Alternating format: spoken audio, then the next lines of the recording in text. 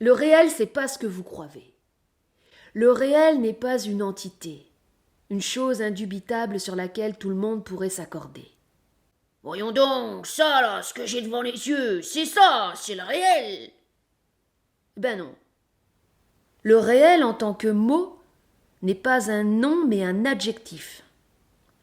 C'est un terme qui caractérise quelque chose, relatif à quelque chose.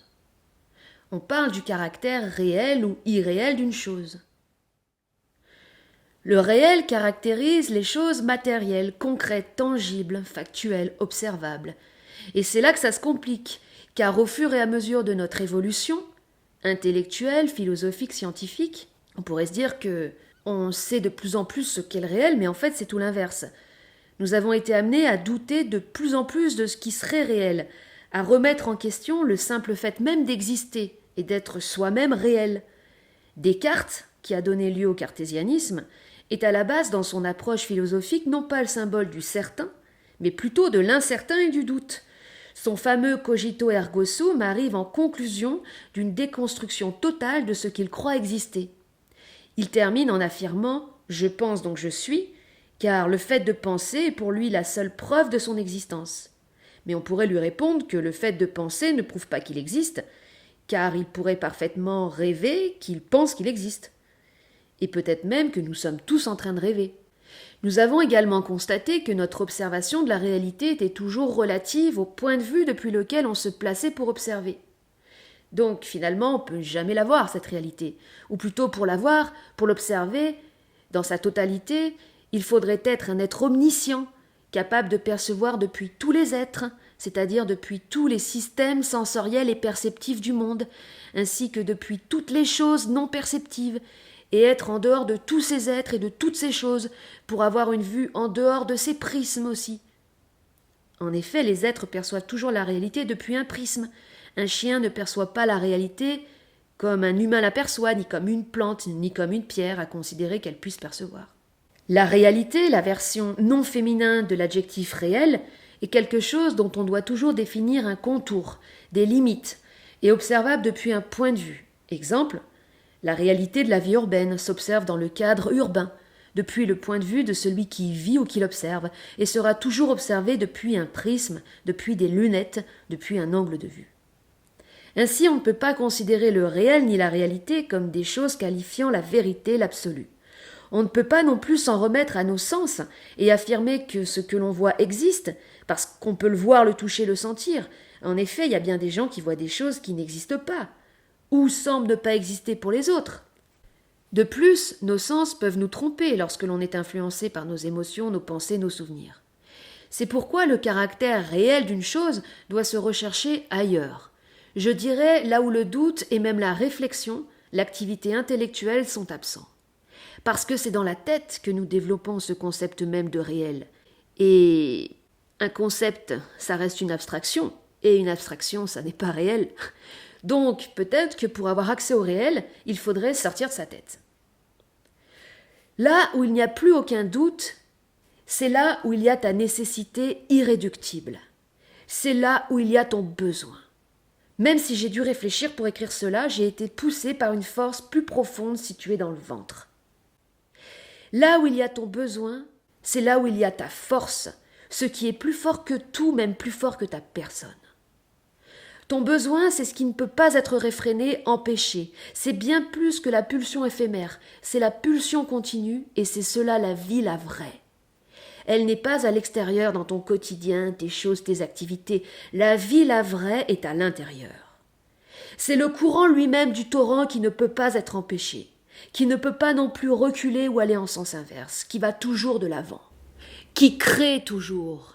C'est l'arbre qui pousse au milieu du désert, l'homme prisonnier sous un rocher qui se scie le bras pour s'en tirer, la vie, le besoin, la nécessité. Cette flamme en nous, cette onde de vie, le verbe être. C'est l'énergie qui anime la graine du dedans, la force, la puissance qui anime cette graine d'une sorte de haine. Même si on ne peut pas dire que la graine est la haine, mais c'est cela pour moi le véritable amour. Cette force de vie de la graine qui s'énerve du dedans pour casser sa coquille, ses parois, les limites qui la maintiennent en veille, et traverser les ténèbres de la terre avec sa tige montante, puis faire ses racines pour puiser sa source, voir le jour et faire sa première feuille. C'est cela le réel, cette soif qui nous amène à réaliser notre dessein, à nous réaliser. Dans ce processus de réalisation, il n'y a plus de doute sur ce qui est réel, il y a un processus. Un processus qui ne peut pas être contraint, enfermé, car lorsque l'on enferme la vie, l'être, l'onde, cette graine et sa haine se retournent contre nous, notre graine moisit et nous détruit. Le réel désigne ce processus de réalisation, et la réalité, c'est en fait notre réalisation elle-même. Le réel n'est pas fait pour être prouvé, démontré, mais pour fonctionner. C'est tout ce que tu crées qui fonctionne et permet concrètement pour toi de te réaliser. Le réel, c'est quand tu deviens ton propre point de référence, le centre de ta réalité. Nous sommes bien loin de ce que pensent les gens, les personnes qui ne sont personne et qui répètent aveuglément ce qu'ils entendent prononcer par les autres qui sont eux-mêmes personnes. C'est ça la réalité, c'est se lever à 4 heures du matin pour aller travailler, c'est manger la terre et souffrir. Toujours ce conditionnement religieux du tripalium, du travail et de la souffrance, du sacrifice, toujours cette victimisation du narcissique qui cherche la médaille et écrase les autres pour compenser son complexe d'infériorité. Il y a cette dureté que l'on associe à la réalité et au réel, qui serait forcément sec, aride, austère, désertique. Mais c'est tout l'inverse. Le réel n'est pas le désert, mais l'arbre qui pousse dans le désert, la vie qui se ferait son chemin au travers des difficultés qu'elle utilise comme terreau. Le réel, c'est ce qui t'appartient, c'est ce qui t'est propre et ne peut être retiré, c'est ton identité. Et ton identité réelle, c'est ce que tu crées par toi-même et pour toi-même. Cela est ta réelle richesse. Ce que tu crées est aussi ce qui reste de toi. Comme disait Satprem, ne restera que ce qui est réel. Le réel, c'est ce qui reste. C'est le vrai de toi qui reste. Et seul celui qui devient ce créateur de sa réalité peut connaître le réel et vivre dans le monde comme si le monde était à lui. Non pas pour le posséder, mais pour s'y sentir chez lui. C'est cela le réel. Et là, je parle du réel en tant qu'entité volontairement. C'est un état intérieur de propriété. Être chez soi, en soi, pour être partout dans le monde, chez soi, car en soi.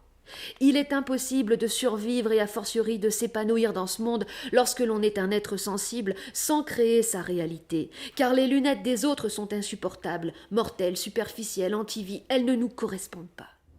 Nous avons besoin de créer notre propre réalité, c'est-à-dire créer notre propre vision du monde pour y voir clair, notre propre système de compréhension, notre propre langage, pour ainsi percevoir le monde depuis ces lunettes créées et ensuite en changer et en recréer d'autres en fonction de l'évolution de nos besoins. Nous avons besoin de créer du sens à notre réalité, un sens qui est le nôtre. Nous avons aussi besoin parfois de nous inventer des histoires, non pas pour se réfugier dans des fictions auxquelles on finirait par croire, mais pour amuser notre mental, pour jouer, pour garder notre esprit enfantin et transcender la gravité. Le caractère réel de l'histoire est alors cette influence de l'amusement sur notre état d'esprit.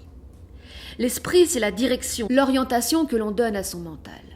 C'est le sens qui doit s'ériger pour nous donner l'énergie d'avancer sur notre chemin. L'esprit, c'est la nourriture que l'on donne à son mental et en ce sens, on peut imaginer des histoires. Imaginez par exemple, lorsque l'on exerce des activités difficiles, qu'il s'agit d'un jeu de rôle pour garder cette distance sanitaire avec la réalité collective et impersonnelle des autres. Dans cette réalité que l'on crée, le baromètre n'est pas la vérité définie par les autres, mais plutôt l'efficacité, les répercussions que nos actions, nos choix, notre créativité ont sur notre propre vision du monde, sur notre humeur, sur notre vitalité, et la manière dont nos diverses stratégies nous permettent de nous renouveler, pour permettre à notre graine de continuer sa croissance et son épanouissement dans le monde, pour faire de nouvelles feuilles, de nouveaux fruits. Le réel, c'est notre propre croissance, et nous sommes seuls à pouvoir ressentir de l'intérieur cette force motrice qui nous pousse à grandir, cette nécessité qui nous contracte et nous décontracte, la pulsation. Peut-être que cela n'est qu'un rêve, mais lorsque tu vis ce processus, tu le ressens intérieurement, physiquement, sensiblement, avec intensité et continuité. Et cette intensité continue du vécu est justement ce qui sépare le rêve de la réalité. Le caractère réel d'un être n'est pas forcément sa brutalité, comme on dit d'un bloc de pierre ou d'une personne, qu'elle est brute de décoffrage, pour dire sans artifice et sans faux semblant. Ce peut être aussi sa fragilité et sa vulnérabilité. C'est le puissant tronc du chêne, mais c'est aussi ses feuilles toutes neuves et toutes frêles. C'est tout ce qui te fait être, te transformer et te renouveler en continu. Être sensible, être vivant, être croissant, être nouveau.